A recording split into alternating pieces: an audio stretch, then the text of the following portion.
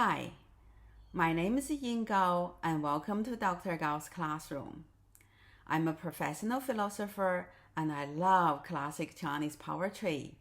I have been translating classical Chinese poetry for the last few years with a colleague of mine, and I'd love to share my knowledge on the subject with you.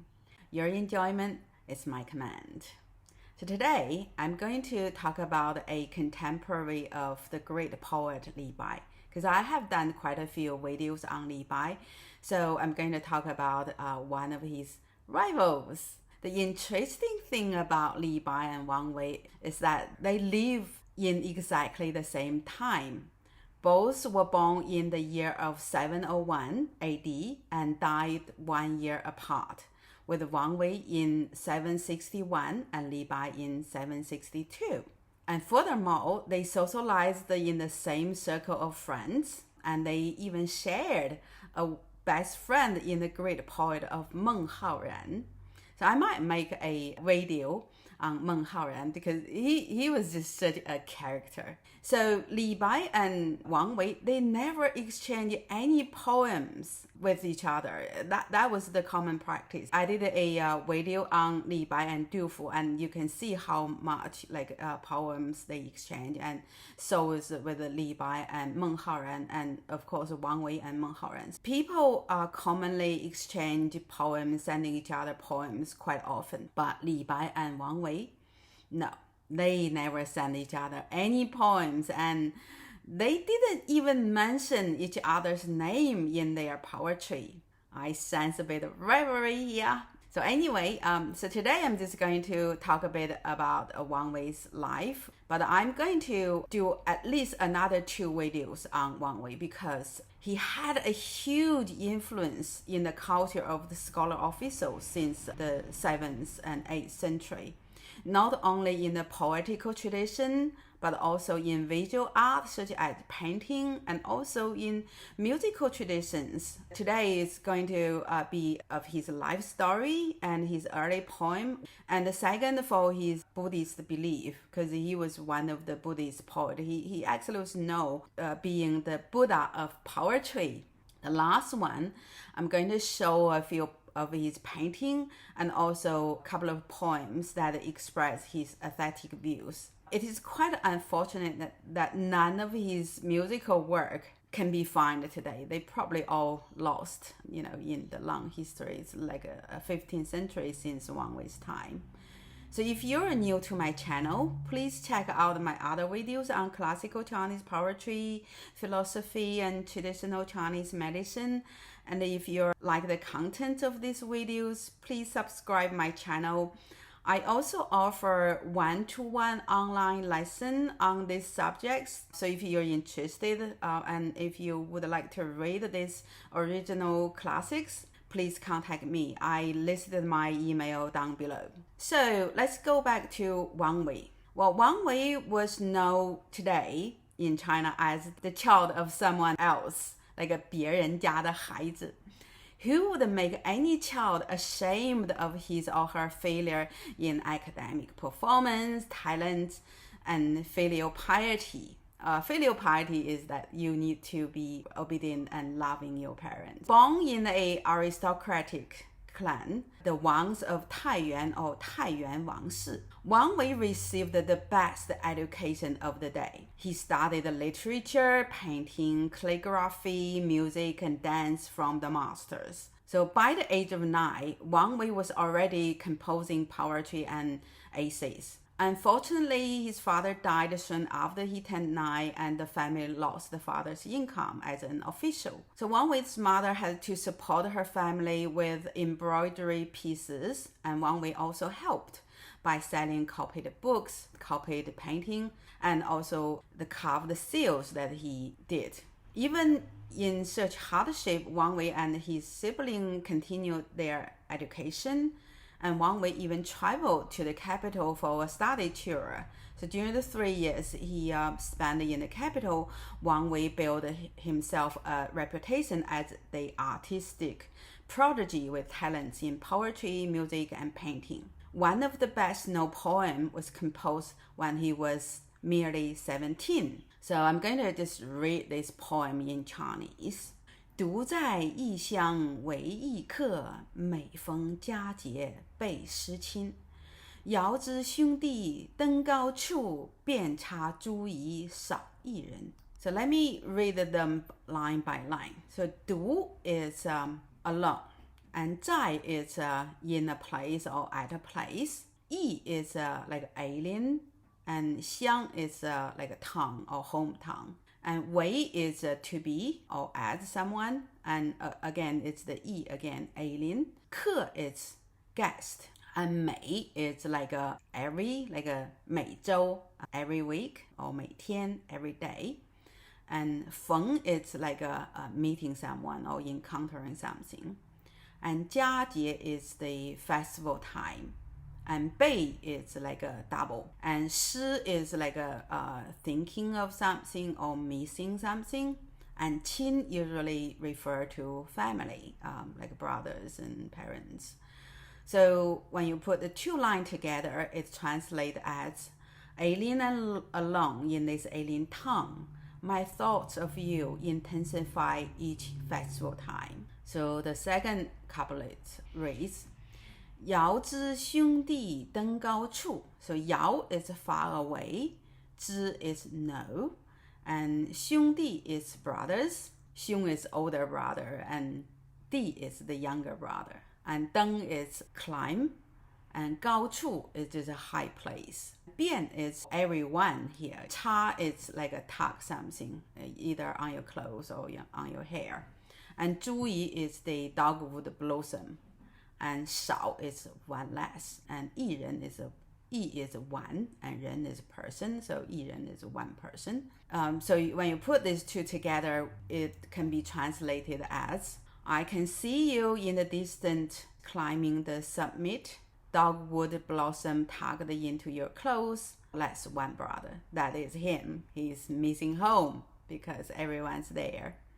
So in this poem, the young Wang Wei was describing how he felt on the ninth day of the lunar ninth month. So I'm going to explain why the ninth month, the ninth day, was so important. The ninth day of the ninth month was an important festival during the Tang Dynasty due to the strong influence of Taoism, the dominant ideology of the time. So number 9 is the biggest young number in the Taoist numerology, representing health and longevity. So the ninth day of the ninth month is called the Double Ninth Festival, or 重阳节, was often dedicated to celebrate the senior members of the family.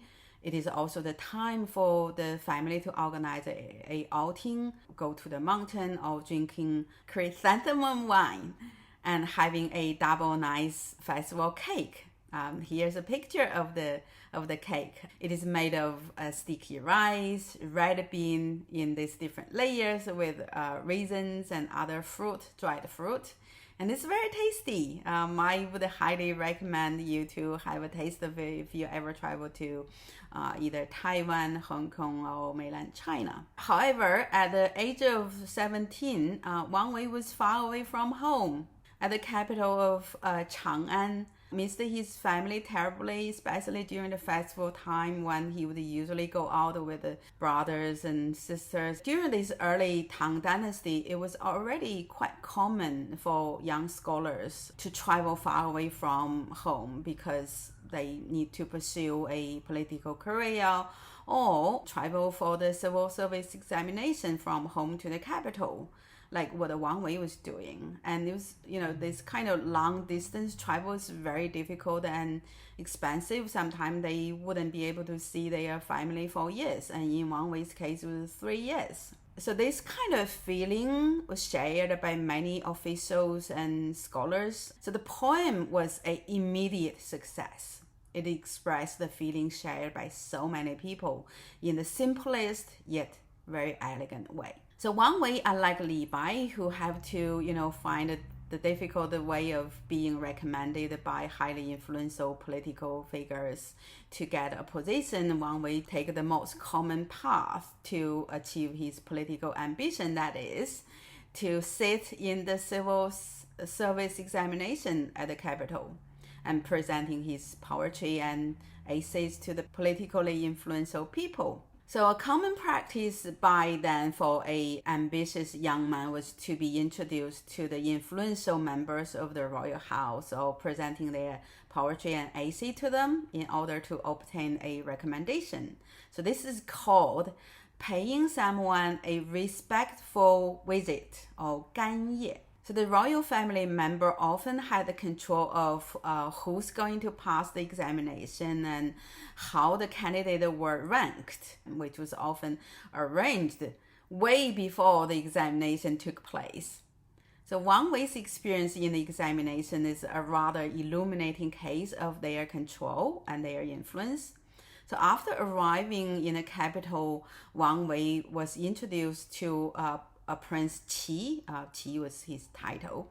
His name is Li Fan, an older half-brother of the Emperor Li Longji, and becoming a guest at this prince's house and other princes' palace, and gain a reputation for his artistic talent. So in the 719, at grand age of 19, Wang Wei won the top position in the regional civil service examination at the capital, which gave him substantial confidence to win the top title in the final national examination to be held in the following spring. However, he didn't even pass the examination.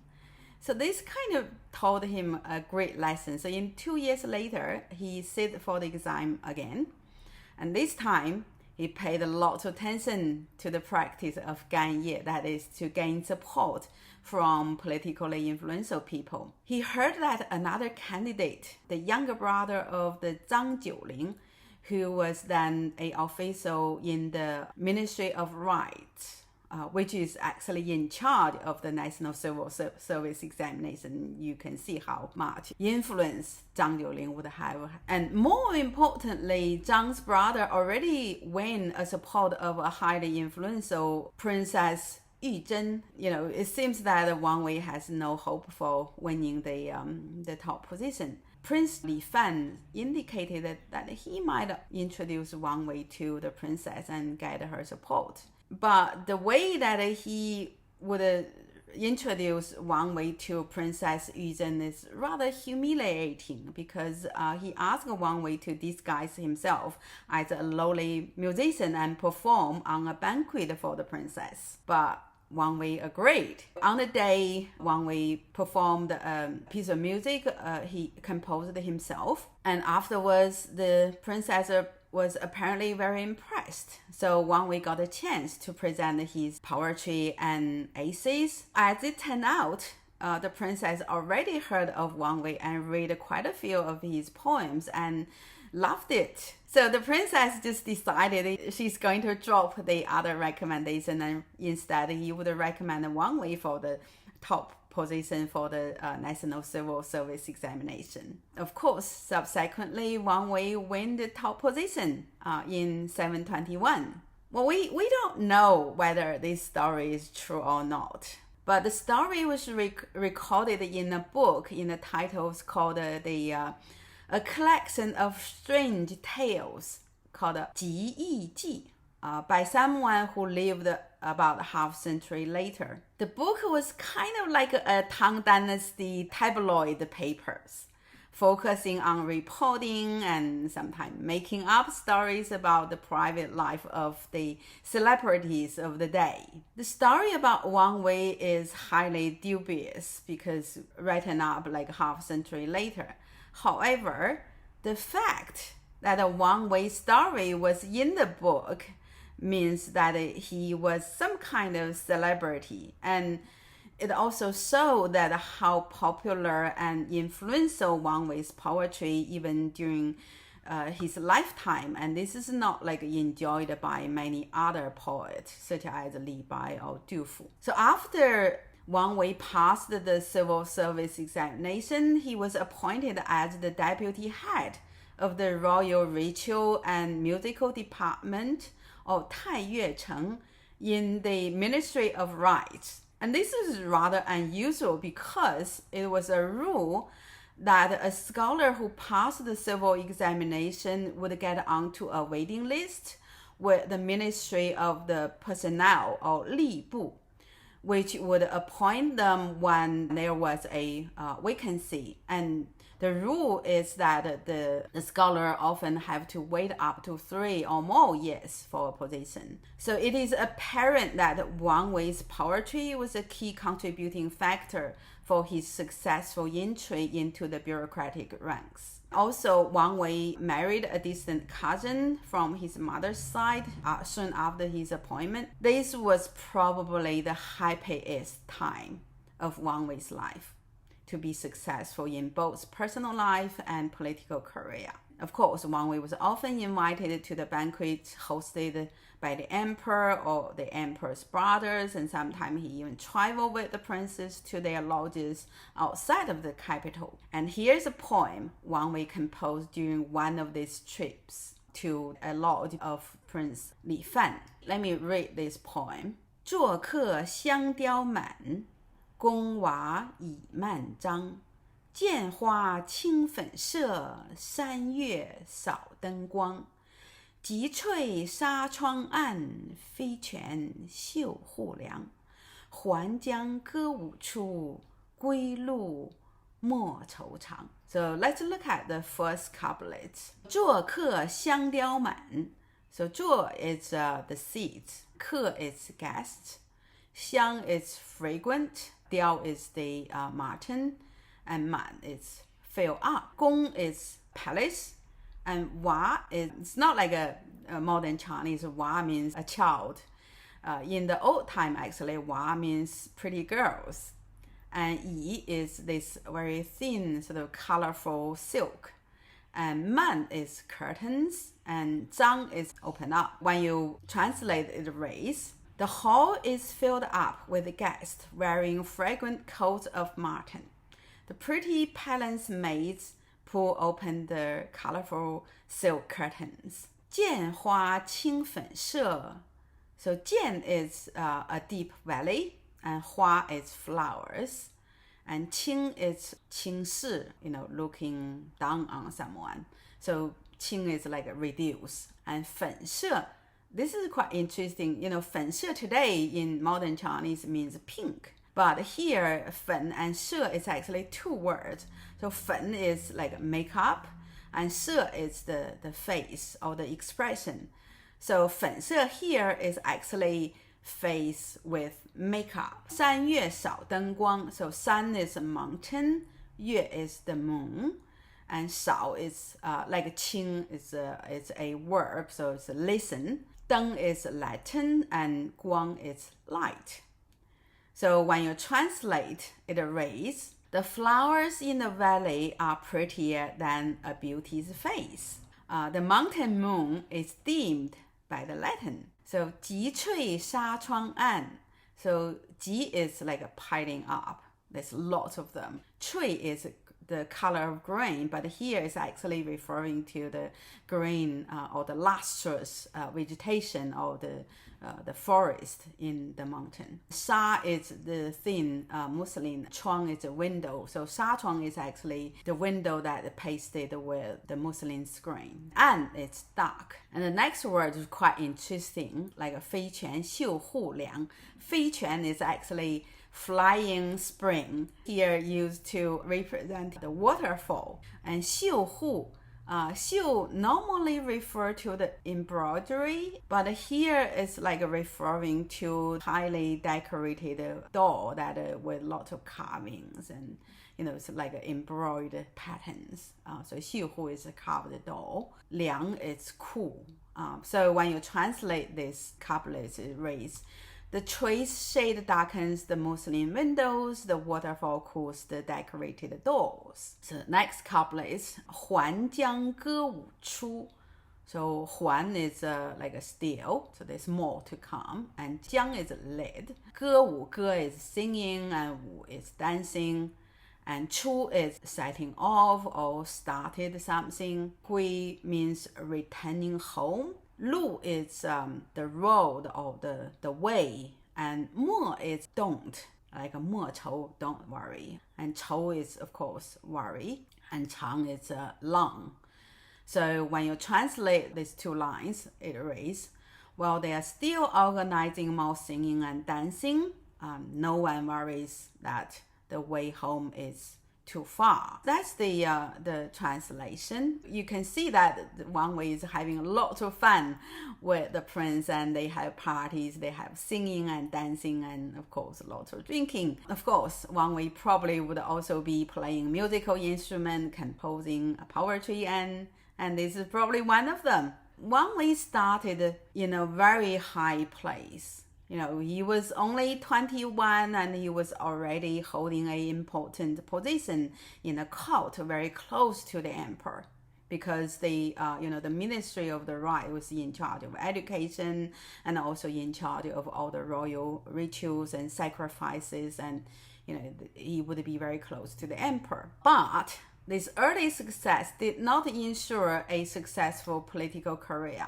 Instead, within just 1 year, he was caught up in a court politics and was banished to a remote area at a post 2 ranks lower than the one he first got. So in my next video, I'll talk about Wang Wei's downfall from such a high place by analyzing 2 of his poems. So if you're interested in knowing more about Wang Wei, please check out my videos. And if you would like to know more about the classical Chinese poetry, philosophy, or traditional Chinese medicine, please subscribe my channel. And furthermore, I also offer one-to-one online lesson on these subjects. So if you're interested in reading classics with me, please contact me. I list my email below. Otherwise, thank you for viewing my video, and hopefully I will see you in my next video.